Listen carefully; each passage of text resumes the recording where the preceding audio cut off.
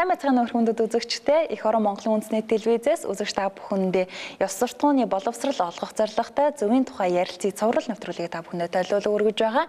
Гэт бид энэхүү нэвтрүүлгээ доктор профессор Банзрагчийн оюун чимэг багштайгаа хамтран явуулдаг байгаа. Тэгэхээр өнөөдрийн бидний хамтдаа ярилцах сэдэв бол ёс суртахууны боловсрал эзэмшихийн ач холбогдол гэсэн сэдвийн дагуу хамтдаа ярилцах болно. Тэгэхээр өнөөдрийн нэвтрүүлгээ эхлүүлэхийн өмнө бид иргэдийнхэн үзэл бодлыг сонссон байгаа. Ингээ хоёулаа хамтдаа иргэдийн үзэл бодлоо сонсъё. Ер нь хүн гэдэг чинь өөрөө ёс суртахуунтай, хүн чанартай байж нийгэмд амьдрна гэдэг шүү дээ, тий. Тэр талаас нь угаасаа хүн болгон ёс суртахуунтай байх хэрэгтэй. Зайлшгүй эзэмшсэн гэдэг юм одоо хүмүүжсэн тэр соёл юунд нь өөрт нь заавал байх ёстой зан чанар ахал гэж бодож байна. Бүх залуучуудыг бол бүгднийг ёс суртахуунгүй гэж бол хэлэхгүй.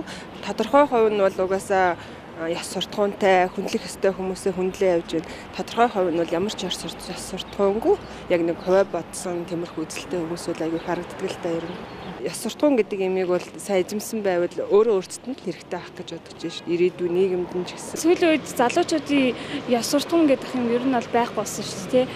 Одоо жишээлх юм бол эмэгтэйчүүд нь ингээл автобусны буудлын дээр тамхи аль эсвэл ингээл шүүс хүмүүсээ автобусны буудлын дээр хаях, жишээлх нь хүүхдээ ирсэн хүнд бол суудал тавьж өгөх байх жишээ нь, тий. Энэ бүх асуудлууд ер нь нийгмээс л болж байгаа. Их боловсролын сургуулиудад бол энэ ёс суртахууны хүмүүжил энэ залуу хүүхдүүдийг хүмүүжүүлэх талаар ялангуяа тэр нутаг орны одоо хөдөө орон нутаг гэхэд одоо нутаг орныхон тэр түүхэн уламжлалт энэ юунаас нь бүгдөөс нь одоо ерөнхийдөө энэ дээр сургалтанд оруулж ер нь Монголын уламжлалт ухаан гэж юу байсан юм бэ? Би энэ Монгол орны ийм сайхан газар шороо дээр амьдарч байгаа хүн би ингэж амьдарч ингэж гудаж иймэрхүү байдалтай явж болдгоомаа гэсэн ойлголт залуу үед маань төрөөд ирэх юм бол аяанда эх орно гэсэн үзэл тэгээ байгаль дэлхийгээ газар нутгаа гэсэн үзэл аяанда омгшоод ирэх юм бол Монгол төв маань амархан дээшээ яваад өгччихөн доо гэж боддог доо. За тэгэхээр оюун чимэг багшаа иргэд маань яг ёс суртахууны боловсрал эзэмшихийн ач холбогдлын тал дээр яг ийм үзэл бодолтой байна. Танд одоо ямар сэтгэл төрөө энэ тухай ойлоо хэлье. Үзэгчдийн сонсогчдынхаа энэ сэтгэлийг сонслоо л доо. Ёс суртахууны боловсрал хүмүүжил асар хэрэгтэй байгааг бол маш сайхан ярьцгааж штэ. Мэдчихээн нийгэм бол мэдчихээн гэсэн үг энийг хүлээн зөвшөөрж гин гэсэн үг. Тийм учраас бид нэр ёс суртахууны хүмүүжил боловсралыг тус тусад нь дараа дараагийнхаа нэвтрүүлгээр ярих юм. Ёс суртахууны боловсрал эзэмсэний ач холбогдлыг ярихын өмнө ёс суртахууны боловсрал гэж юу юм бэ гэдэг ганцхан өгүүлбэрээр л би одоо хэлье гэж ингэж бодож байна. Боловсрал гэдэг бол хуучин нийгмийн үед, хуучин тогтолцоонд ер нь боловсролыг бид нэр мэдлэг чадвар, дадлын нийлбэр цогц гэж дандаа ойлгосоор, бичсээр, тайлбарласаар ингэж ирсэн. За одоо бол юу гэж ойлгодог болж байгааг бол эргэлт өөрчлөлт гарч байгаа. Боловсрал гэдэг бол зөвхөн мэдлэг биш юм байна. Зөвхөн чадвар, дадал биш юм байна. Боловсрал гэдэгт бол сэтгэл байх хэрэгтэй мэн гэж ингэж орж ирж байгаа. Тэгэхээр олон шинжлэх ухаан судалсан хүн чинь юу мэдлэгийг одоо бүр их сайн мэддэг болсон учраас мэдлэг гэдэг үг ам дээр чинь гарч ирээд байдаг. Дандаа мэдлэгийн тухай ярьж байдаг. Тэгэхээр мэдлэгээс гадна тэр мэдлэгийг чадвар дадал болгодог сэтгэл хүнд хэрэгтэй үсттэй. Сэтгэл орж ирэхгүйгээр боловсролын бүтэц болохгүйгээр тэр мэдлэгийг сайхан сэтгэлээр тэр боловсрал мэдлэгийг чинь бид нар чадвар болгоод тэр чадварыг олонний төлөө ашиглах үстэй дадал болгож авах үстэй. Тэгэхээр мэдлэгээс гадна хамгийн чухал дараагийн юм бол сэтгэл гэж одоо үздэг болсон. Ялангуяа ёс суртахууны боловсралд бол сэтгэлгүйгээр ёс суртахууны боловсрал эзэмшихгүй. Тэгэхээр бид яах нь нөгөө энэ дээр яриад байгаа энэ ёс зүйн мэдлэг яриад байна шүү дээ. Шинжлэх ухааны юмнууд бид нар яриад байна. Энэ ёс зүйн мэдлэгийг бид нар ёс суртахууны боловсрал болгох хэрэгтэй. Ёс суртахууны боловсрал болно гэдэг бол нөгөө ёс зүйн мэдлэгийг сайхан сэтгэлээр хүлээж аваад нэрээ эн чинь нийгэмд хэрэгтэй, надад хэрэгтэй, улс оронд маань хэрэгтэй, улс орон маань хөгжихт маань эн чинь хэрэгтэй, бидэнд хэрэгтэй, монголчууд хэрэгтэй гэж хүн болгон сонсогч болгон ингэж хүлээж аваад тэр сэтгэлээ сайхан сэтгэл гаргаж сонсоо тийм үү? Энийгээ өөрийн болгож авахыг өөртөө бас одоо үүрэг өгөөд би энийг чинь одоо сонсож аваад тэгээд энийгээ чадвар болгоё, энийг чи бусдад хэрэглэе, өөртөө хэрэглэгээд ингээд явах юм бол ёс суртахууны боловсрал болно. Ёс суртахууны боловсрал гэж одоо энийг л хэлээд байгаа.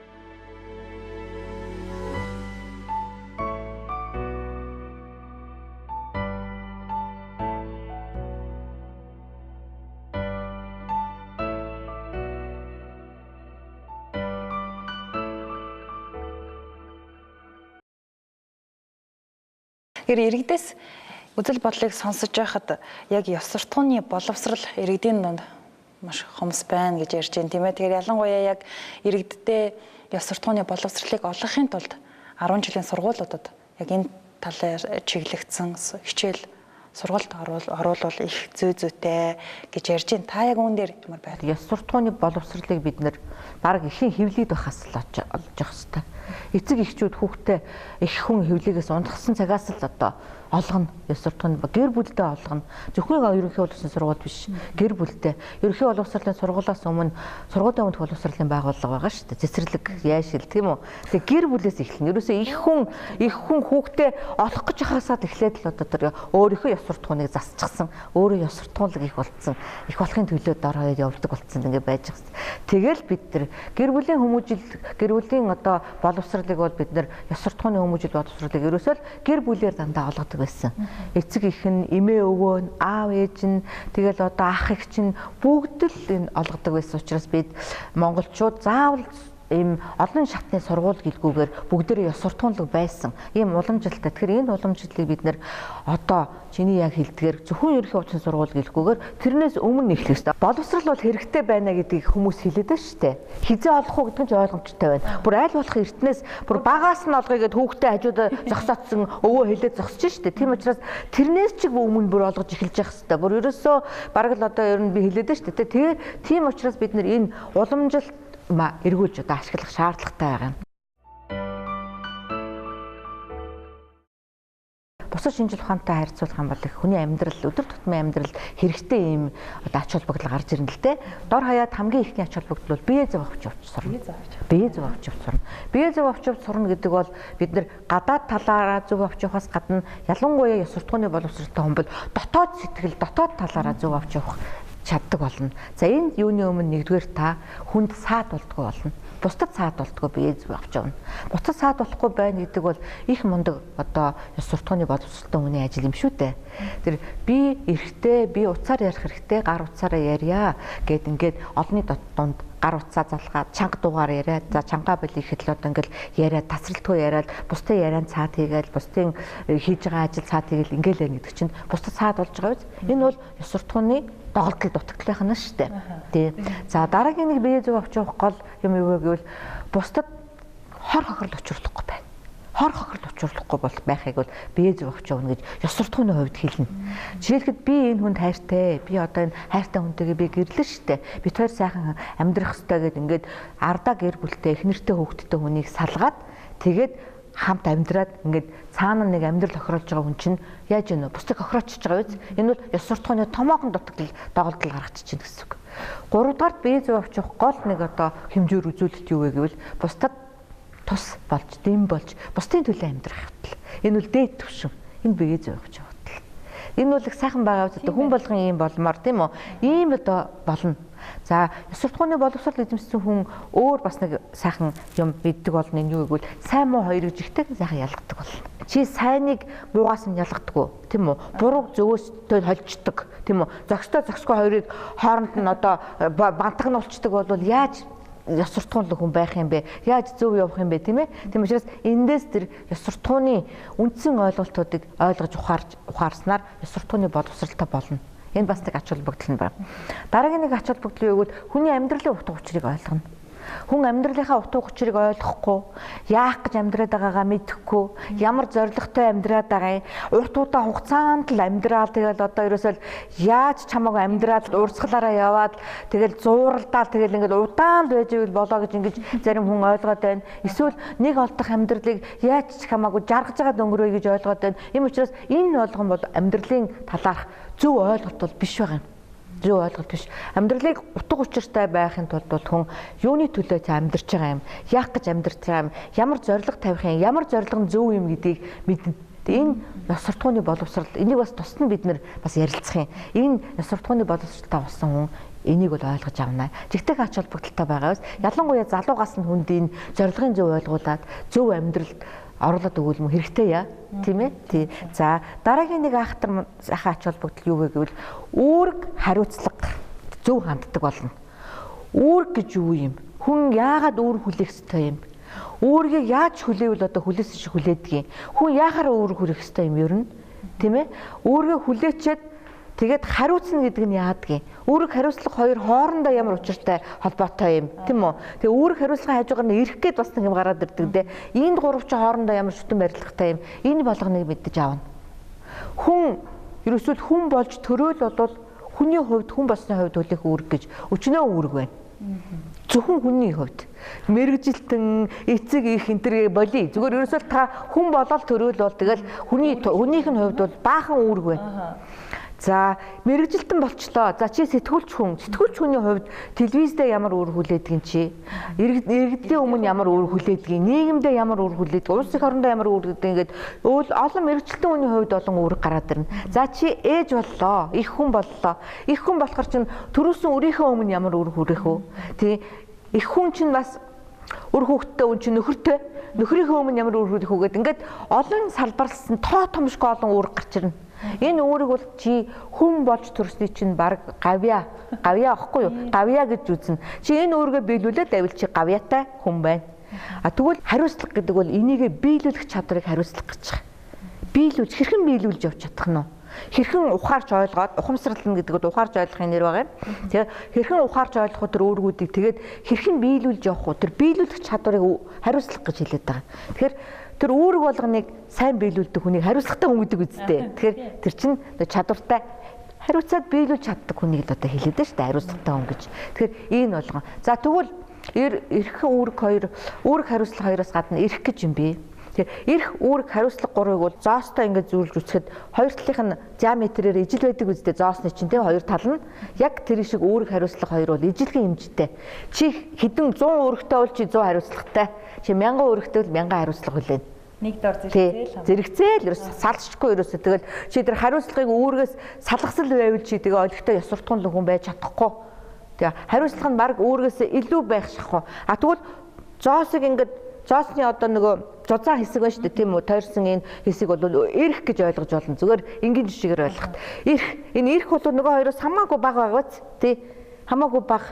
Тий энэ үүрэг хариуцлага хоёрыг биелүүлчихсэн хүн л өөрийгөө ухамсарлчаад хариуцлага биелүүлсэн хүн л энд байж байгаа эрхийг эдлэн өөрөө ирэхгүй эдлэх эрхтэй болно.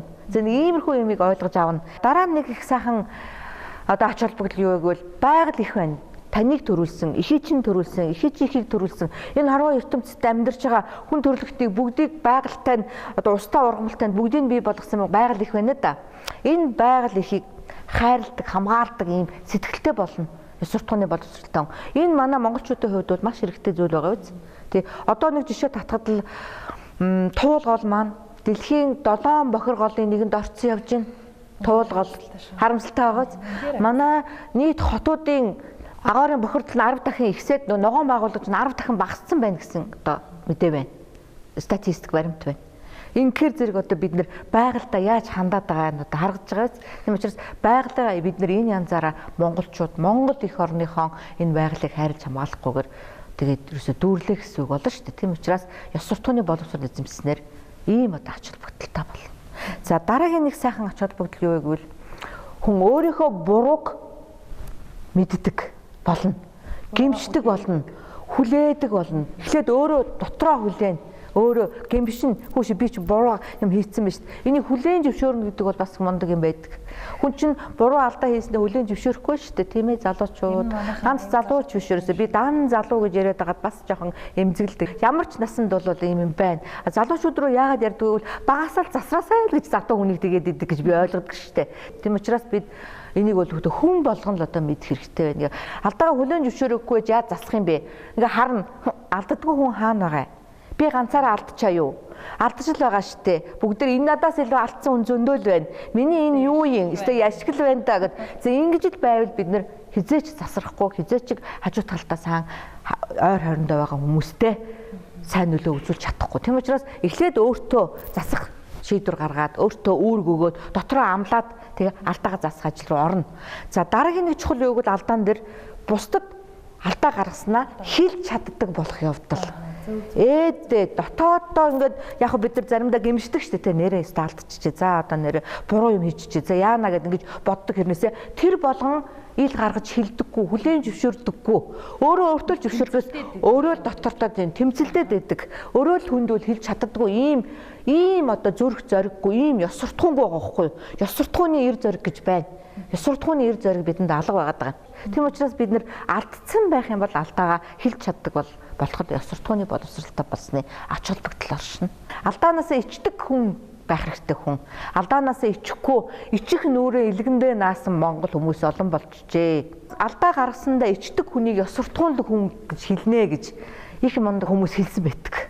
Энэ ёс суртахуунлаг хүний шинжтэй алдаандаа ичдэг. За ийм одоо сайхан алдаагаа хүлээн авч зөвшөөрөн хүлээж тэрийгэ засаж чаддаг болох явдал бол ёс суртахуунлаг хүний шинж. Дараагийн нэг айхтар сайхан юм бол сайн зөөл рүү, сайн юм руу үйлдэлээ чиглүүлдэг болно. Муу юм хийхгүй болно. Муу юмыг бол одоо ялгаад ирнэ шүү дээ. Муу сайныг ялгаад, зөв бурууг ялгадаг юм болчихж байгаа юм чинь муу юм хийхэ болно. За би энэ дээр нэг жишээ хэлье гэж бодож байна. За мөнгө бол хүнд хэрэгтэй. Мөнгө хөрөнгө хэрэгтэй. Мөнгө бол хүний амьдралыг одоо хангах амьдралын хэрэгцээг хангах хэрэгслээ. Тэгээ энэ амьд явахын тулд, сурч хөдөлмөрлөхийн тулд, амьд байхын тулд, эрүүл байхын тулд ч гэдэм мөнгө бол хэрэгтэй. Гэхдээ мөнгө бол сайн зүйл мөн үү? Мөн байна гэж ингэж үзэдэх үү? Тэгвэл мөнгөний хойноос нөгөө сайн юмныхаа хойноос буруу арга замаар айхтар муухай юм хийгээд тэр мөнгөний хойноос явж ивэл мөнгө сайн юм байж чадахгүй. Тэгэхээр сайн юм руу буруу арга замаар явчаад нөгөө сайн юмаа муу юм болгож явах жишээ нэ. Хүн нэр алдар хэрэгтэй юу? Хэрэгтэй. Сайхан нэр алдартай явах бол өөрт ч хэрэгтэй, өрөөлд ч хэрэгтэй, өөрөө одоо ахиж дэвшгэд өөрөө сайн сайхан явахад их одоо хэрэгтэй юм шүү дээ, тийм ээ. Гэтэл нэр алдрыг бас л ямар ч хамаагүй арга замаар, буруу арга замаар тэгээд элдв мөнгө өгөөч нэг шагнал авчдаг байдаг юм уу? Элдв одоо худал тодорхойлуулаад одоо гавьяа толчдаг ч байдаг юм уу? Ингээд явах бол хэрэгтэй юу? Хэрэггүй. Нөгөө сайн юм чинь сайн биш болгочлоо шүү дээ. Үн цэнгүй. Тэгээ бүр үн цэн алдахгүй тэл бүр муу юм болгочихж байна. Ийм учраас бид нэр сайн юм руу үйлдэлээ чиглүүлнэ гэдэг чинь энийг хэлээд байгаа. Тэр муу руу явахгүй. Нэр төрийн хойноос улаарын хөөцдөхгүйгээр өөрөө сайн юм хийгээ явж итлээ. Алдар нэр өөрөө ирнэ үстэй. Тэр энийг сайн явах санааных тэр сайн юм хийгээд сайн юм руу зорилгоо чиглүүлдэг болно. Энийг бол одоо манайхан бүгд одоо сайтар ойлгомжтой байгаа. Тэгээ энийг бол ёс суртахууны боловсрал болсноор бид нэр олж авнаа.